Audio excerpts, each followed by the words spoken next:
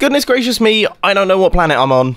I mean, seriously, my brain is all over the place. Over the past couple of days, I've been filming night shoots with Chris and Jack, or Zedaf and Jack. Zedaf is a member of the Hermitcraft server. We've been filming a little short film that's going to be coming out on their channel, and it's set in the night. So we've been filming throughout the night, and now I'm back to recording videos in the day.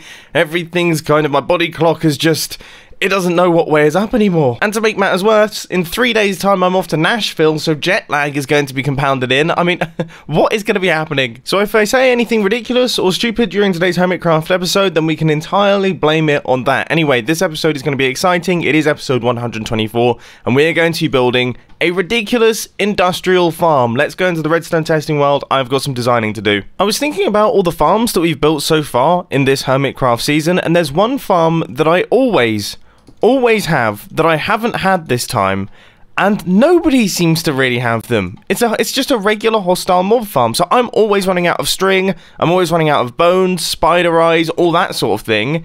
If we build a gigantic hostile mob farm, then I'll have all of that. I don't know why I haven't put that together in my head. Now, this design is going to use flying machines. It's going to be a big, sweeping design, and I've just got to work out how I'm actually going to build it. This seems like a pretty good solution. So if I just place some mobs in here, obviously our little sweeper goes across, it knocks all of them off, and they all fall down to the bottom.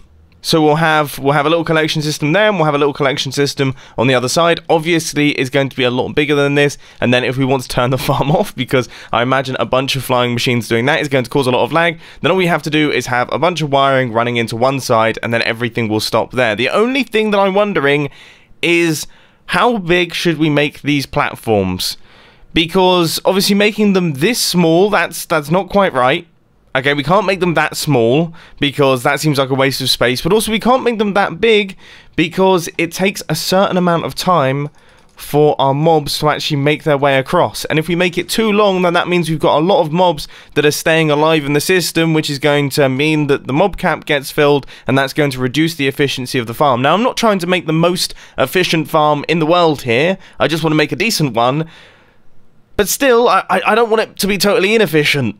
So, I don't know what to do. Maybe just pick a number. Let's just pick a number. 32. It's going to be 32 blocks long. We're going to have 9 modules. That means that we have 32 times 10 times 9 spawning spaces for mobs, which is 2,880 possible spawning spaces in our thing. Considering we have very few spawning spaces here and already things are spawning, I think we're going to do pretty well. So now I actually have to gather up 2,880 white concrete because I want this thing to look cool. Thankfully, I do seem to have the gravel for it, so all we need to do is gather up 2 shulker boxes of sand. Actually, not too bad. Every single time I go to gather large quantities of sand, I always forget to bring a bed, and then I get surrounded by mobs to the point where it's incredibly dangerous. But after multiple trips back and forth, and eventually now running out of my shovel, we have got 2 shulker boxes of sand, and then we also have 2 shulker boxes of gravel here, which is enough to give us 4 shulker boxes, I believe, of concrete powder, which is great because I want to use white concrete for the actual floors of this thing, but then I think I want to use grey concrete for all of the details. Anyway, now that we've got the resources gathered, it's time to actually find a place where we're going to build this thing. So the sort of spot that I'm looking for is ocean, which is great because my base is of course surrounded by ocean. And it kind of needs to be clear of too much land, because then of course mobs will spawn on the land, and then it will reduce the mob cap and things. This area looks quite good. Like the area literally next to my base, there is, just over there, is my villager breeder. This... I mean, we could do it as an extension of the base, but I kind of wanted it to be a little bit further away, because I kind of want it to look like it's not part of it. Maybe this area? Or is this shallow ocean?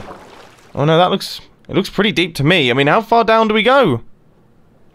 Down to y equals 30. That's not too bad. Yes, I would say this spot is the one. This is the one. Not too far from my base, but far enough away to not look like it's connected. In the deep ocean, as you can see from that biome there. So that's about as deep as we're going to go. Okay, let's start constructing some things. Except we can't, because I now need to convert all of this sand and gravel into concrete powder and then into hardened concrete. Oh my word, that's a lot. Which, I must admit, isn't too bad with this new system. Now that there are no jams, just look at this. So we just go through, and that is one stack done. And here is another full stack. How many per second am I getting here? I'd say about 3 per second.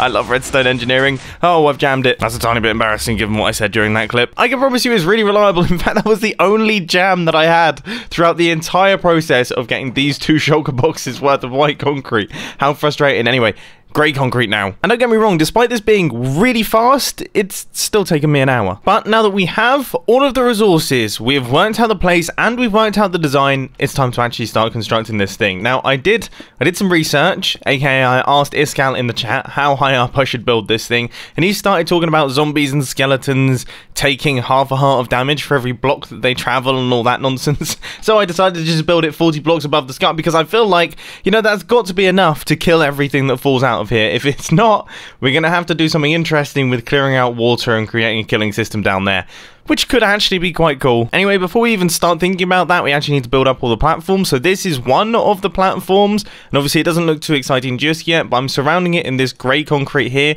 which is going to keep all of the mobs inside each one of the platforms so that they don't start walking between them, because that wouldn't be perfect.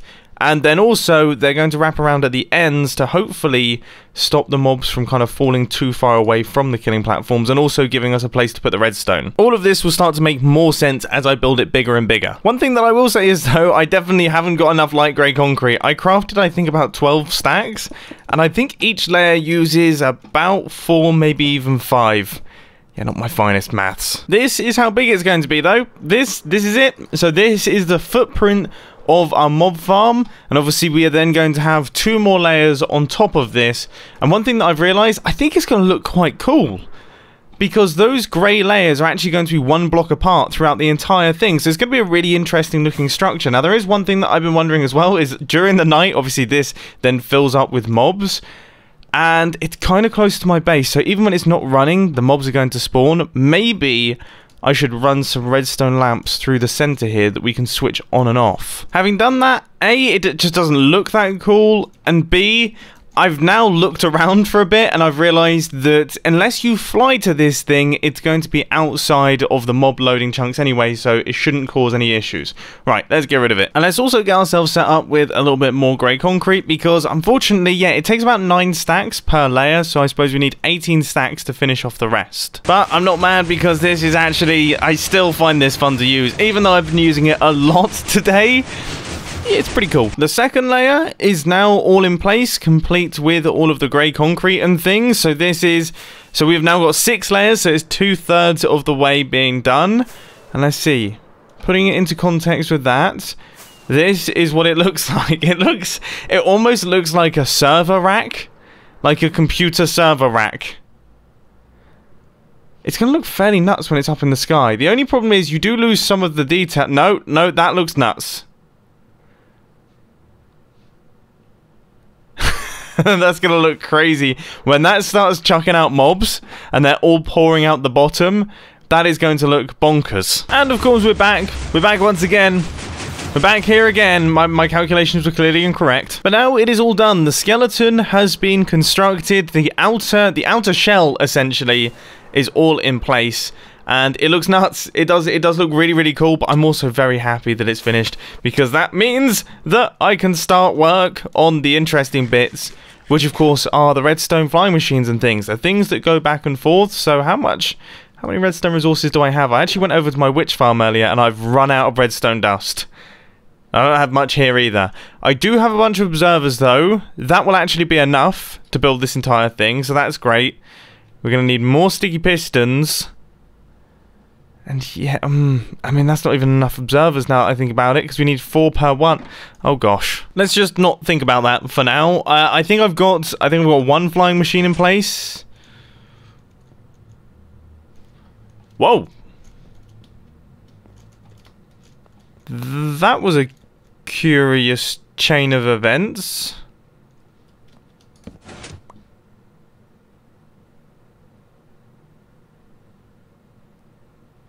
I'm not entirely sure what happened there. After a little bit of head scratching, I think I've worked it out. I'm fairly certain that this observer was powering a block that would then interact with the piston that was just underneath the observer, and it would cause an issue, right? Hopefully now it's a lot better. Okay, so the flying machine is going to go across. That is going to be sweeping up all of the mobs, and it's going to be pushing them towards the edge.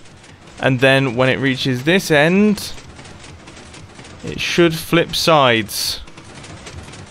Brilliant. Okay, so we just have to do that 8 more times. There is a lot of repetition in this build. That is what I'm starting to realize with it. I am so glad I decided to use iron blocks for the redstone circuitry. It's subtle, but it really breaks up the smoothness of the concrete, and it just adds some nice texture to it. Yeah, it's cool. One thing that I'm wondering, though, is what am I going to use for the roof? Because obviously we have to build a gigantic roof over the top of this thing. Is that just going to be stone slabs? I feel like that will probably end up being stone slabs. The second layer is so much more difficult to build than the top layer. The top layer, I had all the headroom in the world, whereas the second layer, every single time you jump, you fall out of it. I actually used up almost all of my elytra's durability in that space of time from falling out so frequently. So after multiple hours, we have now done it. Whew, I never want to build another flying machine again. It was so frustrating. As I say, I was just constantly falling out, going back up to the bottom. I've gone through about 5 stacks of rockets, and yeah, my elytra has had to be repaired, I think, twice. It's just, it's just infuriating. Anyway, it is now done, and after falling out about 12 more times, now it is done, and already it is actually spawning some monsters here and there. This is just on the top layer alone because all the rest of them are lit up. And that's a promising sign, I guess. So what I'm going to do next is I'm going to put in all of the blocks that are going to connect up all of the flying machines so we can activate them and then deactivate them with the flick of a lever. So everything will be in sync. And then we can actually start seeing if mobs start falling out of this thing. With that done, I've been thinking about the roof. Okay, so as I was building this, I kind of came to a realization, and that is the fact that we don't actually need an enormous roof on this thing. Despite the fact that we have gaps in these walls, we can actually remove this slime block and remove this slime block, and then we don't need gaps in the walls. So then we can go around and we can place blocks in these gaps in the walls, and then it will be dark by default. We just need a roof that covers the mob spawner, as opposed to having to extend out 15 blocks away from the mob spawner in every direction, which would make it absolutely massive. That would be enormous. The only thing that I am having to do is place in immovable objects in all of these areas here, so you're not going to see the slime block flying machines when they're at the back, but you should be able to see them through the sides, because I think I'm going to use half slabs for that. And either way, I actually think it looks quite cool, but I have just realised... Oh my word. Ooh, how am I going to do some of this? Oh, this might be difficult, actually. I might have really shot myself in the foot with this one. Thankfully, I had forgotten about sneaking. Sneaking is going to make my life a lot easier. You see, I have got to fill in a lot of these blocks that wrap around like this, and all of them are 1 block high spaces. So without sneaking, it would have taken me days, because I'd have to build up scaffolding around it. It would just be a huge skeleton of horrible dirt pillars, then I'd have to take them all down. It would be a nightmare. Of course, to do this, we're going to be using regular stone slabs, and I had totally forgotten that you now need to smelt stone so you can get large quantities of stone slabs. You know, that's a real bummer. Okay, in the early days of Minecraft, one of the only pretty blocks that you can get that is easy to get a hold of is stone slabs, and now they've made it slightly more tricky. Oh cool, look, I've got a wandering villager in my base. Normally these guys are really annoying, but I'm curious, does he have any good trades? No, they never have good trades. I've never once seen a wandering villager with actually trades that are worthwhile. Thankfully, though, I do seem to have ridiculous quantities of these smooth stone blocks. I think from the many times that I tested out that mega super smelter over there, that's probably what it's from. I also kind of appreciate the fact that we can now craft slabs from our inventory. We don't have to go to a crafting bench for it. That's actually... yeah, that's quite a nice change too. Anyway, what I'm doing here is I'm gradually making my way around, and I'm placing in all of the stone slabs, which are going to stop any light from coming in. I have just thought, they haven't changed stone slabs, have they? Stone slabs are still light blockers, aren't they? They're not fully transparent? No? Because if I do all this and I find out that they're fully transparent, I will set fire to my chair. With me sat in it, I will stay in the chair and set fire to it. It's a shame because I really like this chair and I really like the clothes that I'm wearing, but I have had to actually set fire to myself. I'm on fire right now because... yeah, no. The slabs obviously let light through. I don't know why I thought they didn't. Is it upside down slabs that don't? Maybe upside down slabs don't. No, I'm totally wrong on all counts.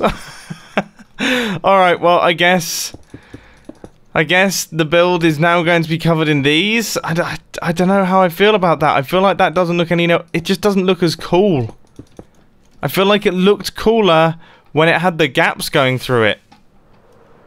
I mean, let's spin around. Yeah. Yeah, it probably did look cooler. Oh, I don't know what to do. I think the only option that I've really got is to build up the roof. So I'm going to keep all of the stone slabs that I've actually just placed in because I think they look pretty cool. I think it breaks up the shape a tiny bit and it looks nice. And then up at the top here, we are literally going to have to build a roof that, yeah, extends out, I think, 15 blocks. 15 blocks in every single direction, and then we will have to cover this entire thing in slabs. So that is going to be...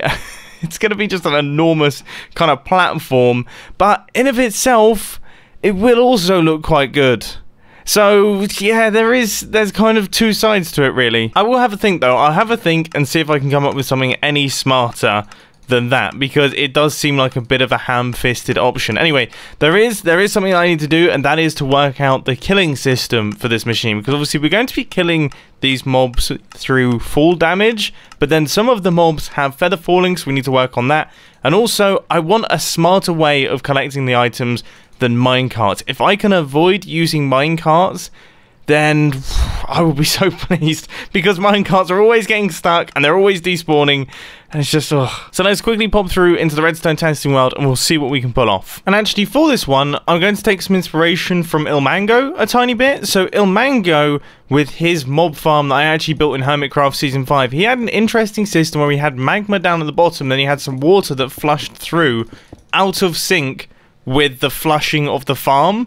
So the mobs would fall down, they'd die on the magma, and then the water would flush in and actually take all of the items into some form of storage facility type thing.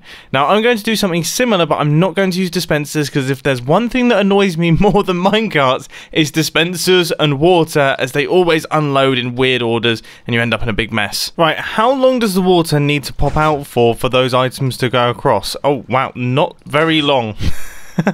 So I'm trying to work out, because what we'll need to do is we'll need to work out how long... Oh wow, so we could literally pulse this.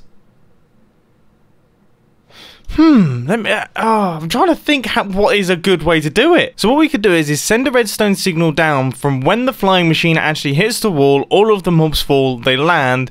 We then send a pulse through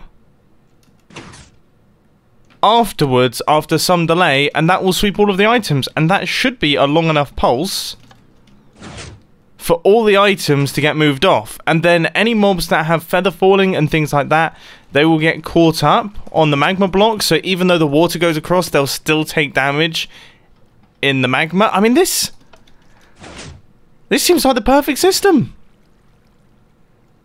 That makes life so much easier. And then we don't even have to worry about droppers or hoppers or anything. We can actually push all of the items into a water stream and then transport them all into another water stream that then takes them into the storage system, so they never have to interact with droppers and everything and make loads of redstone tick lag and everything like that. This seems smart. So I guess in the next episode of Hermitcraft, we will get the roof all built up. We will take all of the lights out of this thing. We'll do a test run, so all of the mobs are pouring out on both sides. It will look crazy. Then we'll get the item collection system sorted, and then we'll get everything sorted, and this thing will be up and running. And then maybe we can even start selling this stuff at Sahara, because the number of times... It's so strange, and it's hilarious to me as well, that I actually struggled to get enough white concrete for this episode, not because of the sand and the gravel, but actually because of the bone meal required. I just didn't have enough, and then I always run into problems when I need large quantities of string. I mean, it's the simplest items. It's so simple, yet I never have any of them. So I cannot wait to get this thing working. It looks like it's going to be pretty efficient just by the number of mobs that are already spawning with me standing next to it. I'm excited. Okay, I hope you enjoyed the video, and I'll catch you in the next one. See ya. You know, I must be getting older because I feel the effects of staying up late far more than I used to. It used to be I would go on hardcore gaming sessions. I'd be awake. I'd be staying up stupid late, just surviving purely on jelly beans and pizza, and I would feel fantastic. Now, not so much. Oh god, everything aches. My head just doesn't function. It's awful.